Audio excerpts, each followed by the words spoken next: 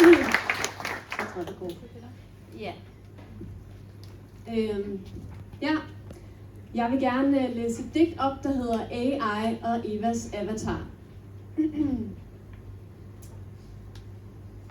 Udslugt af AI's umættelige behov for himmelstræbende om sig, gribende vækst på aktiemarkedet, gnasker Evas dysmorfofobiske avatar grådigt mikrochips og suger det blålige lys fra den almægtige skærm, der flimrer i det høje og ned gennem de digitale babelstårne og boligblokke og kaster lange skygger på væggen i hendes hule.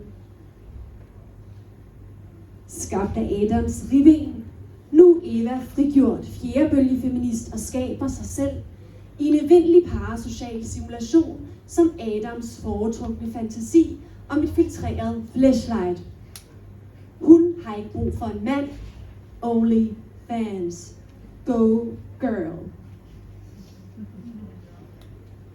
Nætterne er lange, for Eva sover aldrig, men forsøger ligesom alle andre at foregribe dagens simulation gennem uafbrudte hedonistiske dopaminrus og den flimrende skærm, der leger kispus med hendes paleolitiske krybdyrhjerne, som engang blev lokket af slangen, men nu er hun i kontrol over sit syndefald og selviscenesættelse, som skiftevis luder om Madonna og kapitaliserer på, at de kunstige neurale netværk breder sig i hendes hardware.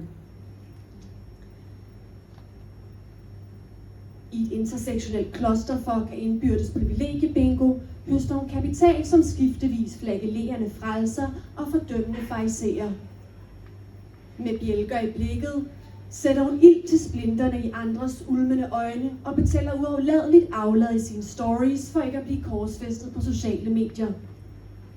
Her er sandheden sort-hvid, og alles identiteter udgøres af megapixelerede brikker.